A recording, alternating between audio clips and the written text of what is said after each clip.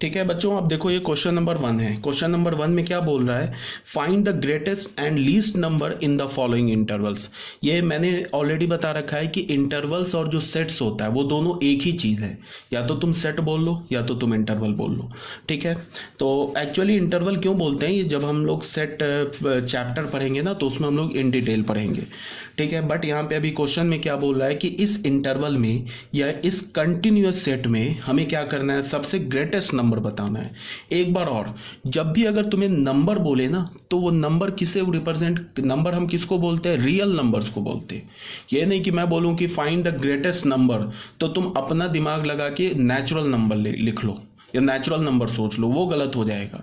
Number जब भी अगर बोला जाए तो उसका क्या मतलब है, रियल नंबर। रियल नंबर का मतलब डेसिमल आ गया, रैशनल आ गया, इरेशनल आ गया, नेचुरल, इंटीजर, जितने भी टाइप्स के नंबर्स हैं वो सारे आ गए। ठीक है, तो फर्स्ट पॉइंट में क्या बोल रहा है कि इस क्लोज इंटरवल में जितने जो सबसे बड़ा नंबर है वो बता दो। ठीक है, तो यहाँ पे तो साफ साफ दिख रहा है कि सबसे बड़ा नंबर क्या 8 और सबसे छोटा नंबर क्या 3, बिकॉज 8 भी इंक्लूडेड है 3 भी इंक्लूडेड है। तो greatest number is 8, least number is 3।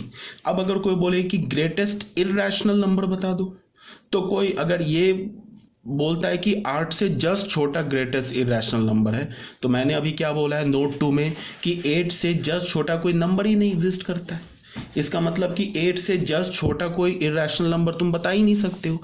इसका मतलब क्या है कि इसमें greatest irrational number does not exist. इसमें अगर मैं बोलूं कि लीस्ट इररेशनल नंबर, ये भी एग्जिस्ट नहीं करेगा। लीस्ट कहाँ पे होगा, जैसे ये जो हमने 3,8 जो सेट लिया है ना, ये 3,8 सेट, अगर मैं इसको रियल नंबर लाइन पे लिखूं तो रियल नंबर लाइन पे क्या होगा, ये तो कंटिन्यूअस सेट है, ये तो ऑलरेडी मैंने बता रखा है कि ये कंटिन्यूअस सेट है। ये मान लो 4 हो गया, ये 5 हो गया, ये 6 हो गया, ये 7 हो गया। तो ये कैसा होगा, यहाँ पे 3 पर क्लोज, 8 पर क्लोज और उसके बीच के सारे रियल नंबर्स आ गए। ठीक है, तो अगर मैं बोलूँ कि सबसे लीस्ट नंबर कौन सा है, तो सबसे लीस्ट नंबर दिख रहा है कि 3 है। सबसे ग्रेटेस्ट नंबर कौन सा है, तो सबसे ग्रेटेस्ट नंबर दिख रहा है 8। अब मैं बोलूँ कि बताओ कि लीस्ट इररेशनल नंबर कौन सा है, तो तुम ऐसे नहीं बोल सकते कि 3 के जस्ट बाद जो नंबर होगा ना वो सबसे छोटा इररेशनल नंबर होगा। ये बोलोगे गलत हो जाएगा। क्यों, बिकॉज 3 के जस्ट ग्रेटर नंबर जो है वो एग्जिस्ट ही नहीं करता है। 8 से जस्ट स्मॉलर नंबर एग्जिस्ट ही नहीं करता है, तो तुम ऐसे तो बोल ही नहीं सकते हो। ठीक है, तो ये तो बात हो गई। अब अगर इसी क्वेश्चन में मैं अगर बोलूं कि ग्रेटेस्ट, तुमको अगर मैं बोल दूं ठीक है ग्रेटेस्ट रैशनल नंबर बोलूं, तो ग्रेटेस्ट रैशनल नंबर 8 है। ये रैशनल नंबर भी है, साथ में ये नेचुरल नंबर भी है।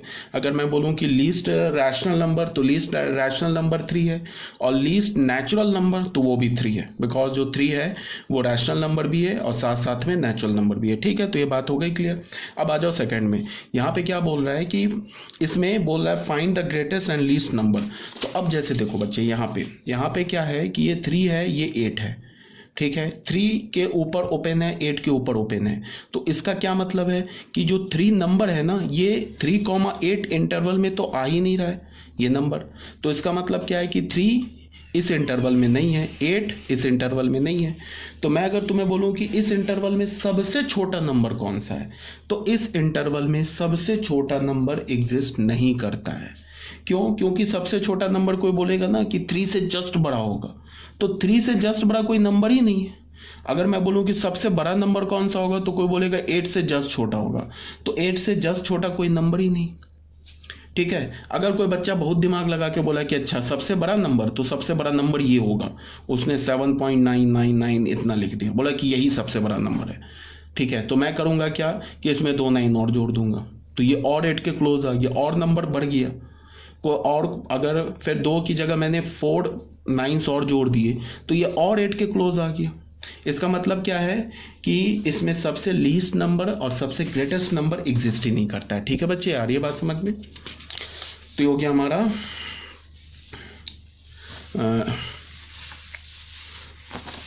Question number 2। ठीक है, अब आ जाओ बच्चे नोट नंबर 3 में। नोट नंबर 3 में क्या है, नोट नंबर 3 में है कि plus minus infinity is not a number. Plus minus infinity जो होता है वो एक नंबर नहीं है। मैंने ऑलरेडी बता रखा है कि इन्फिनिटी जो है ना वो नोशन है, वो नंबर नहीं होता है। मैंने तुम लोगों को ऐसे बता रखा है कि जैसे जब भी इन्फिनिटी की बात करोगे, जब भी रियल नंबर लाइन पे लिखोगे तो हम ऐसे करके नहीं लिख सकते, यहाँ पे पॉइंट बना दिया और बोल दिया कि ये माइनस इन्फिनिटी हो गया, ये पॉइंट बना दिया बोल दिया प्लस इन्फिनिटी, ये गलत हो जाएगा। हम जब भी इन्फिनिटी को नंबर लाइन पे लिखेंगे तो ऐसे लिखेंगे, यहाँ पे माइनस इन्फिनिटी लिखा और यहाँ पे प्लस इन्फिनिटी लिखा, because minus infinity and plus infinity is not a number. Clear है। उसके बाद क्या बोल रहा है, इन interval it occurs if occurs plus minus infinity will always be present with open bracket। Plus minus infinity हमेशा open bracket में ही मिलेगा अगर इंटरवल में आएगा, ठीक है। क्लोज में मिल ही नहीं सकता। क्लोज में अगर मैंने ऐसे लिख दिया, मान लो मैंने ऐसे लिख दिया माइनस इन्फिनिटी टू 2 लिख दिया ऐसे, तो ये तो चल जाएगा, बिकॉज ये ओपन का क्या मतलब है, ओपन का मतलब है कि माइनस इन्फिनिटी इंक्लूड नहीं है। ये बच्चे इंटरवल है तो इसके अंदर जो भी होगा वो नंबर होगा ना। अगर मान लो मैंने ऐसे लिख दिया माइनस इन्फिनिटी टू 2 लिख दिया, इसका मतलब क्या है कि इस इंटरवल में -2 इंक्लूड है, तो बट -2 तो कुछ होता ही, सॉरी माइनस इन्फिनिटी इंक्लूड है बट माइनस इन्फिनिटी तो कुछ होता ही नहीं है, ठीक है ना। माइनस इन्फिनिटी कुछ नहीं है, माइनस इन्फिनिटी एक फीलिंग है कि कोई बहुत छोटा निगेटिव नंबर है। बहुत छोटा निगेटिव नंबर क्या, वो तो आज तक किसी को नहीं पता है, ठीक है। तो ऐसे लिखना गलत हो जाएगा। अगर तुम ऐसे लिखते हो 2 इन्फिनिटी और यहाँ पे ओपन लगाते हो तो ये तो सही है, बट तुम अगर ऐसे लिखते हो कि 2 लिख दिया, इन्फिनिटी लिख दिया और यहाँ पे क्लोज लगा दिया तो ये गलत हो जाएगा।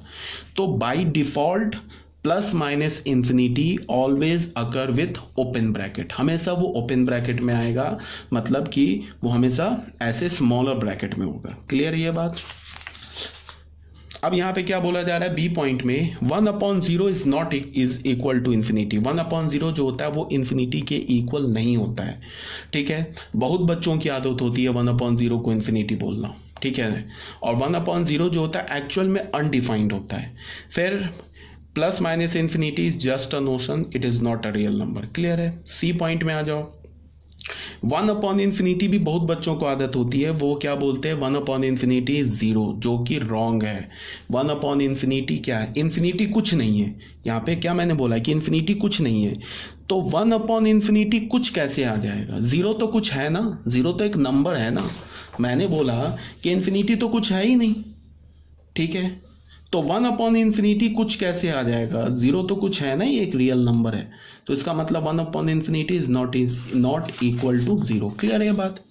तो अब कोई बच्चा बोलेगा कि 1/infinity अगर आ गया मैथमेटिक्स के इक्वेशन में तो हम क्या करेंगे, तो मैं बोलूँगा कि कहीं आएगा ही नहीं, ठीक है। तुम कुछ भी सॉल्व कर लो, कैसे भी क्वेश्चन सॉल्व कर लो, दुनिया का कोई भी मैथ्स का इक्वेशन सॉल्व कर लो, 1/infinity नहीं आ सकता है किसी भी मैथमेटिकल इक्वेशन में। और अगर आ रहा है 1/infinity तो इसका मतलब तुमने कोई स्टेप जो है गलत किया है, ठीक है। तो ये हो गया हमारा नोट नंबर 3।